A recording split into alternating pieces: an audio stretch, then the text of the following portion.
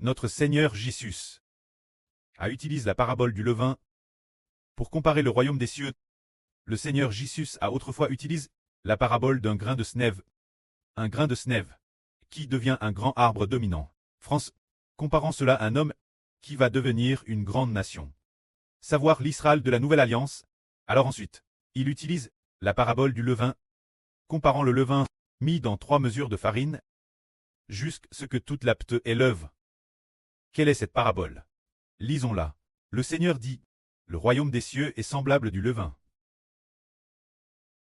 qu'une femme a pris et mélange dans 3 mesures de farine, jusqu'à ce que toute la pâte est leuve. Alors, le levain ici, qu'est-ce que c'est? Le Seigneur Jésus compare le royaume des cieux au levain, et compare aussi le royaume des cieux. Une perle compare le royaume des cieux. Un grain de sève. Alors, ici le royaume des cieux, compare au levain, signifie que le levain est ce qui fait lever les autres farines. C'est cela qu'on appelle levain. Et ce levain fait référence quelque chose, savoir l'Esprit de Dieu. L'Esprit du Seigneur Christ compare au levain, alors, qu'une femme a pris et mélange dans 3 mesures de farine. Cela signifie que la femme est l'autorité du royaume des cieux, comme dans l'Apocalypse. Cette femme est l'autorité du royaume des cieux. Alors, celle qui détient l'autorité du royaume des cieux la met dans 3 mesures de farine. Les 3 mesures de farine sont compare ceux qui reçoivent la vie éternelle, ou compare ceux qui sont choisis pour très roi. Nous les comparons, ceux qui sont choisis pour très roi, parce que les 3 mesures de farine, se dire 3 parts de farine. Les 3 mesures de farine sont souvent, compare la réception d'une fonction cleste, les levites spirituels, parmi lesquels il y a 3, ce qui signifie 3 clans. Alors, cela signifie que le frère Ashbert qui pose de l'autorité de Dieu et l'autorité du Seigneur Christ, se dire, qui a l'Esprit de Dieu, et l'Esprit du Seigneur, le frère Ashbert, vient parmi les frères et sûrs. Les frères et sûrs, l'origine n'avait pas l'œuf, tout comme la farine qui n'a pas encore l'œuf. Alors quand le frère Ashbert vient parmi les frères et sûrs, après cela, tous ceux qui sont touchés par l'évangile de la vie du frère Ashbert et influence qui est l'évangile de la vie à tes prêches. Les auditeurs, ils ont tous l'œuvre, c'est dire que tous ceux qui reçoivent l'évangile du frère Ashbert, ceux qui ont entendu l'évangile du frère Ashbert, de TRS nombreuses personnes, ont toutes eu la vie du Saint-Esprit.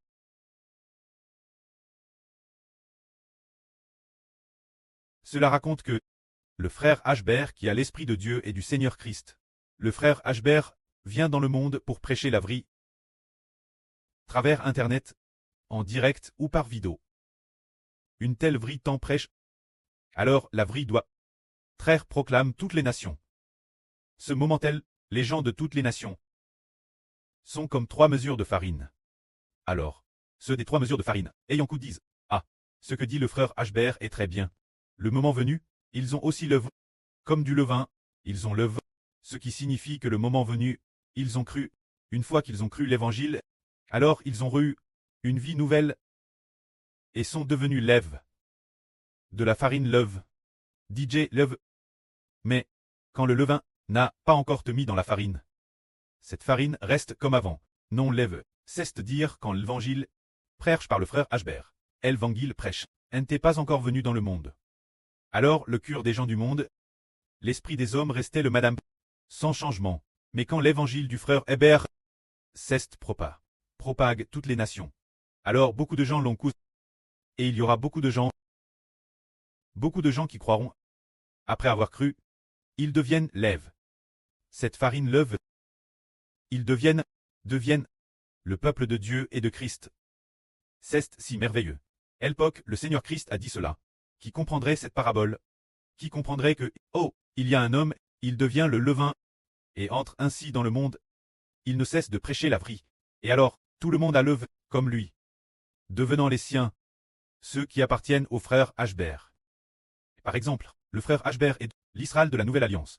L'Israël de la Nouvelle Alliance, qui ne cesse dans ce monde de prêcher la vie, et au fil de sa prédication, tous reçoivent d'Israël l'Esprit de Dieu et du Seigneur. Et ainsi ils ont l'œuvre, devenant comme le levain, c'est le mystre du royaume des cieux.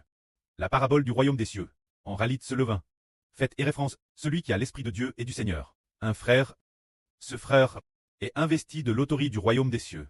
Investi de l'autorité du royaume des cieux. Alors, il est venu dans le monde pour que les gens du monde soient tous par l'autorité du royaume des cieux. Évangile propare. Propare au loin.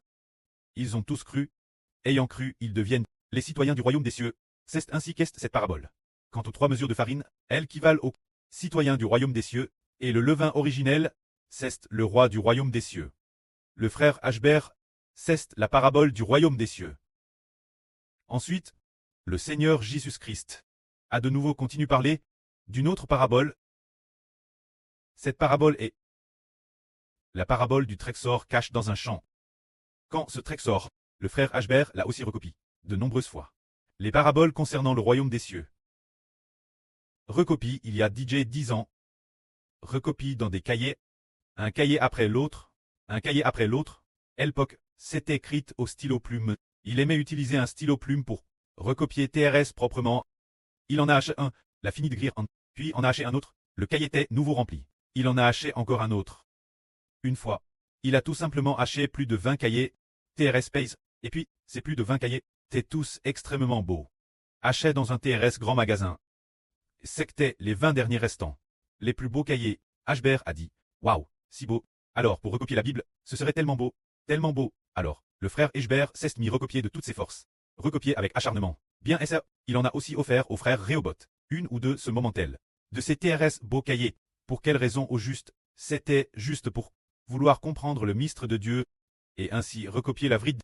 Ceux qu'il a surtout le plus recopié, ce sont les mystères du royaume des cieux. Mais, bien qu'il les ait recopiés, et Madame apprit par cœur, en réfléchissant attentivement chaque mot. Et les a aussi Horis, il n'en comprenait toujours pas le sens. Pas du tout. Pourtant, sans savoir pourquoi. L'esprit du prêtre a poussé le frère Ashbert. Y réfléchir attentivement, Y réfléchir constamment. Alors aujourd'hui, le frère Ashbert continue cette session de vie, en continuant d'expliquer une parabole. Quand cette parabole, elle raconte que le royaume des cieux est semblable à un trésor caché dans un champ.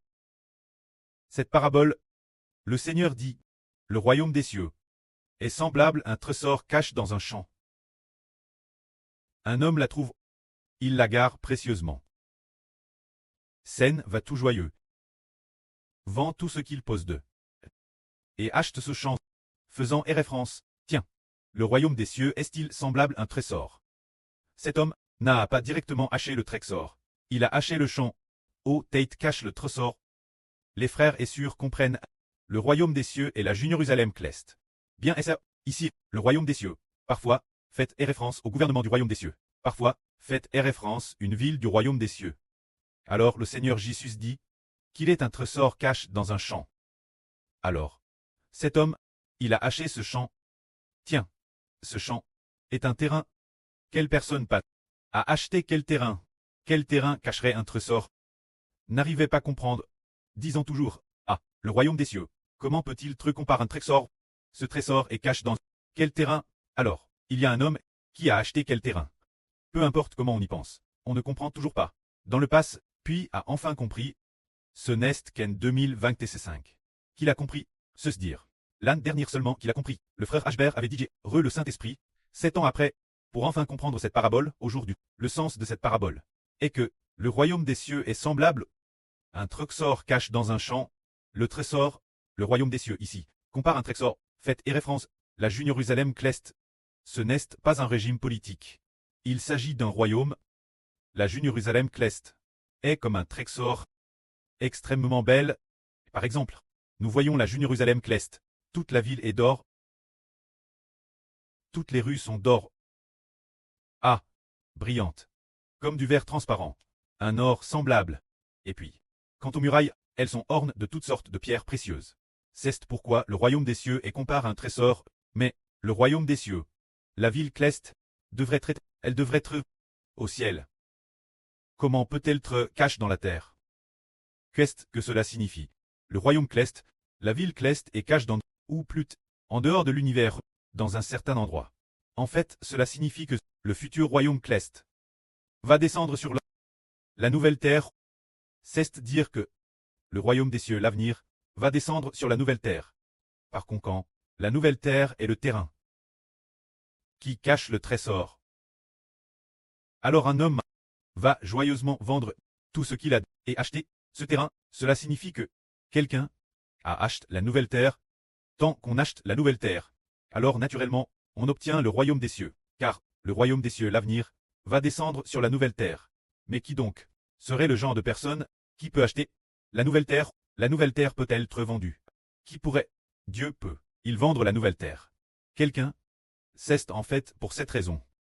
Par exemple, le Seigneur Jésus-Christ a versé son sang pour racheter les hommes et les offrir Dieu. Alors, avec quoi a-t-il racheté les hommes? Par exemple, dans l'Apocalypse, les 24 anciens louent le Seigneur ainsi.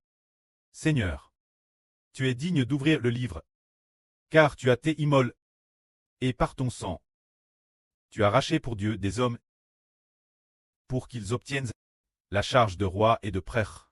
Ils régneront sur la terre. Alors le Seigneur Christ est un homme, d'où vient-il?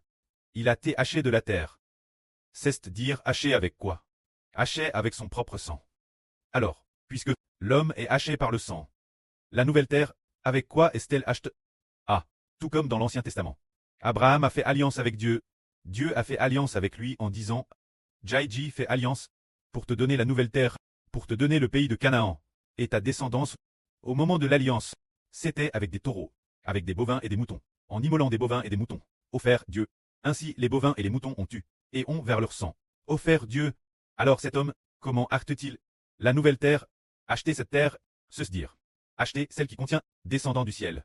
La nouvelle ville de Jérusalem, semblable une perle, la nouvelle ville de Jérusalem a acheté cette terre. Acheter cette terre, la nouvelle terre, ce qui signifie que cet homme, avec son sang, a acheté la nouvelle terre. Ce qui signifie que il y a un homme qui a trouve particulièrement grâce aux yeux de Dieu. Alors, il a donné sa vie, a vers son sang, et ainsi, a acheté la nouvelle terre. De cette façon, la nouvelle terre, il l'a achetée avec son sang.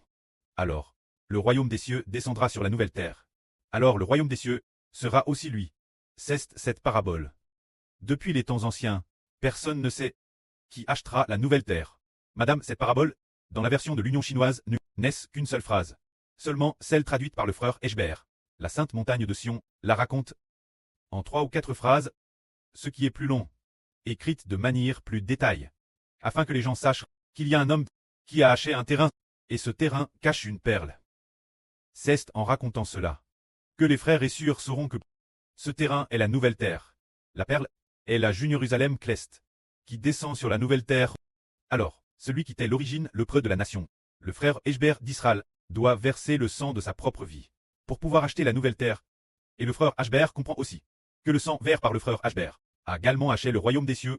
Alors il se comprend lui-même, il faut sacrifier sa vie. Si on ne sacrifie pas sa vie, on ne peut pas acheter la nouvelle terre. Si on ne verse pas de sang, on ne peut pas acheter le royaume des cieux, ni acheter des enfants. C'est pourquoi, tout comme le Seigneur Christ a de sacrifier sa vie pour acheter les traits clestes, pour acheter les hommes, pour le livre de vie de l'agneau. Ce livre, afin de faire des hommes des rois et des prêtres, d'acheter les hommes pour les donner Dieu. Il a acheté les hommes par son sang, pour devenir roi dans le royaume des cieux. Et prêtre, le frère Eshbert doit aussi acheter par son sang, auprès du pré cleste. Acheter le royaume des cieux, acheter la nouvelle terre, et aussi les enfants de la nouvelle terre, pour le sauver, et le rendre Dieu et au Seigneur. Que la gloire soit auprès et au Seigneur. Amen.